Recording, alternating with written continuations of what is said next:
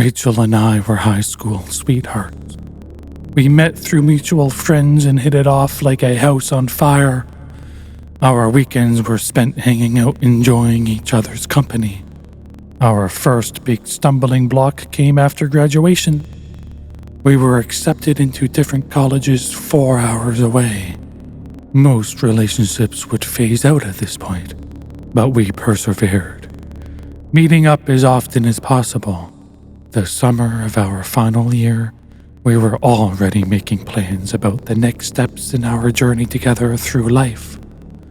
Where we'd like to live, how many children. We even named the dog we would have. After we graduated, I asked her to marry me.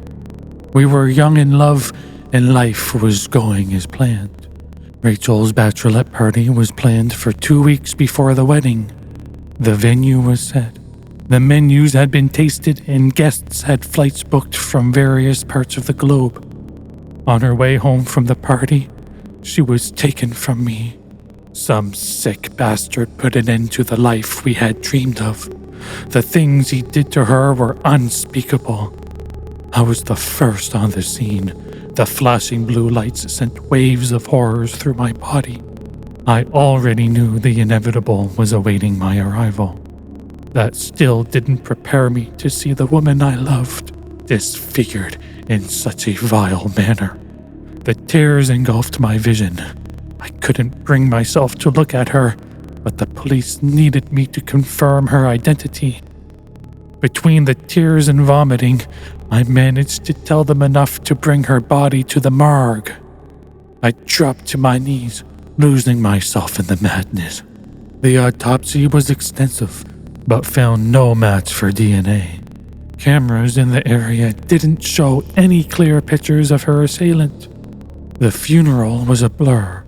People who should have been celebrating our marriage were now lining up to shake my hand and uttered the dreadful words, "I'm sorry for your loss." I spent the next 3 years just existing, a ghost of a man, going through the motions expected of me. I spent my days at work, participating in the office conversations, but never actually taking in any information. The discussions about the new show on TV or the latest scandal online.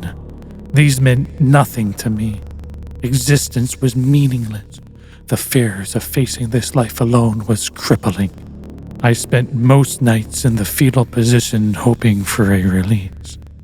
The next few years I spent trying to track down Rachel's killer. I was adamant the police never tried to find him. My beliefs were fueled by hours of scrolling through the internet, plaguing my mind with stories of conspiracies. Forums of people who believed the world was run by lizards and our lives were not what we were led to believe.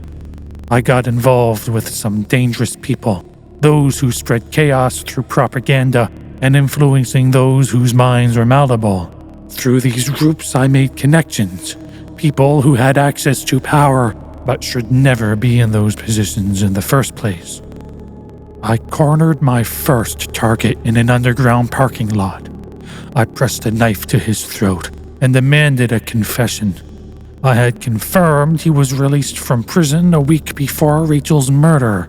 He was in for charges of sexual assault and battery. I wore a black balaclava and covered my face with my hood. I saw him leave his car and make his way towards the stairs to his apartment block. The lights were dim as I crept along the shadows, out of sight behind the side of a large SUV. As he neared my position, I lunged myself towards him, pinned him to the wall. His eyes were full of fear as the blade drew a trickle of blood. After questioning him relentlessly to no avail, I struck him in the jaw with the handle of the dagger, leaving him in a heap on the floor, his pants damp with urine from the fear for his life. I continued this routine on several more occasions, each time more intense than the next. I finally came to my senses after my encounter with my sixth victim, a ragged young man, mid-20s, with the start of a September shadow visible on sections of his chin. I had progressed to breaking some fingers when my questioning wasn't getting the responses I had envisioned. This time I had gone too far. I left this man in a pool of his own blood, broken and bruised. I spent the next few nights praying for forgiveness. Life may feel like a pointless task, but I still was hoping for salvation at the end of the road. Prayers for forgiveness turned to prayers for strength, prayers to bring back some joy to my life. I prayed for a miracle, to bring back my love to the land of the living, to heal the wounds my soul had suffered. I continued in this vein for weeks, asking for some divine intervention to give me another chance at life with Rachel. My prayers were unanswered. The feeling of loss started to consume me once more. Not feeling any remorse or kindness for the almighty powers of the universe, I fell into a dark place. My connections I made online directed me towards more occult methods. I drove into the art form of witchcraft and satanic rituals in hopes of a trade. My soul for a second chance. I studied rituals and summonings in hopes of gaining access to one of the Knights of Hell. I spilt the blood of livestock and said the words of power, but still no response. I scoured the forums for any information on a different method. I got in touch with many so-called scholars of the cosmos, each with a nugget of information that would help me summon Arsgodan, a cosmic entity who may grant wishes to those who can complete his trial. I contacted a gentleman by the name of Martin Wallace, a published researcher into the entities beyond the cosmos, to give me some guidance into the task I plan to undertake. Not much is known about the cosmic creatures, Arsgodan even less. Mark stroked his beard in thought. His hair had grayed years ago, but his beard still had a resemblance of black. I must stress the fact that one does not try to make contact with them lightly. Bringing them into our world may be detrimental to you. There are worse things in life than death. I would suffer an eternity of pain for a single moment more with her, I said stone-faced. I don't doubt your resolve, Connor, or your motives, but I don't think you can comprehend what you are trying to accomplish here. For those of us who look deeper into these entities, we must accept the fact that they are omniversal, that there are other realities like ours in which they reside, a sliver of their presence in each and every one of them, that we have different versions of ourselves in other timelines living in tangent to us. Their torment of you may last a millennia, breaking you to the very essence of your being, across endless dimensions. He stared into my eyes, willing me to understand his reasoning. I have already begun on this course, I said, trying to hide the quiver in my voice. I'm just looking for some advice on how to ensure I have a chance at gaining his favor. My own god has abandoned me, and the devil is too cruel to help. What you wish to seek will make any deal with the devil look like child's play. The ritual of summing was long and arduous. The things I have done excluded me from any redemption. I have defiled all that is humane.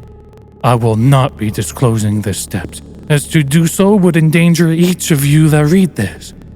Once you know the steps, you feel compelled to complete them. As the last task was complete, I called out to Arsgodan, asking him to grant me one last wish, accepting what he may ask of me. I stood there, on the edge of a cliff at the end of the world, staring out into the endless sea. I waited for some time with no sign of any otherworldly presence. As I turned to leave, defeated and full of shame, I noticed I could see a disturbance in the skyline above the horizon. The sea began to change color, first red, then green, followed by purple. My eyes spun furiously. As they came into focus once more, I noticed I was looking at myself from ground level. My eyes had dislodged from their sockets. The sight was sickening as each iris's viewpoint shifted independently. My body began to dismantle and rebuild in human form. I could feel a presence overtake me. The words do not exist to describe the feeling of horror as every fiber in my body rearranged itself. The physical agony was only outweighed by the psychological torment I endured as my mind collapsed under the weight of incomprehension. Argosdan had made his presence known. My mind shattered as Argosdan tried to communicate with me. I experienced every painstaking death known to man for an eternity in an instant all at once. He rebuilt my consciousness in a way in which I could perceive his words and thoughts. Images and feelings were how we communicated. I can only describe it as forcing me to understand his meaning. He addressed me as the summoner of Erzgodan. His title was Erzgodan, the Disruptor of Existence, and I was his tether to this plane. I begged him to return my lost love to me. I put as much will behind my thoughts as possible. I flooded him with pictures of the two of us and the lives we envisioned. He was not able to comprehend the emotions of man, but could understand my wish to return a soul from the dead. He described how his influence over my strings of life were limited by my alternate forms across other realities. If those strings were to be reduced into one, he would then be able to grant my wish. To do so, I would need to endure the trials. I accepted his proposition without any further explanation. Whatever he required, I would do. He formed an image in my mind of countless visions of myself fighting one another, severing a string each time one failed. I was now the requester of the trial, and it was made known to my counterparts. We would meet at random occasions, within the next rotation of the star of my planet. A one-on-one contest of will and determination, until only one remains. These meetings will happen across all timelines, each version of myself fighting to remain. He showed me an image of one contest already taking place, an older version of myself, missing an eye from a wound received years ago, fighting a version of myself no older than 10. They were aware that I was the cause of their torment, and they hated me for it. The contest could only be decided by weapons formed in the shape of points. I took this to mean blades. The concept is not familiar to Arsgodan. His presence retracted into the outer reaches of the universe, and my mind began to return to normal. I was aware that I needed to prepare for the upcoming challenges. I write this entry in hopes you may never seek a meeting with this eldritch horror. I currently sit on my laptop, covered in the blood from my first challenger, a version of me who had lived a long life. He knew who I was the moment I appeared in my room. His eyes burned with hatred unknown to most. Unfortunately for him, he barely had the strength to raise his arm in defense as I slashed his throat with my blade. I am resisting the urge to sleep, as I fear that when I close my eyes, the next challenger will have his chance to take my prize as his own. They are fighting for their own lives, but I am fighting for hers.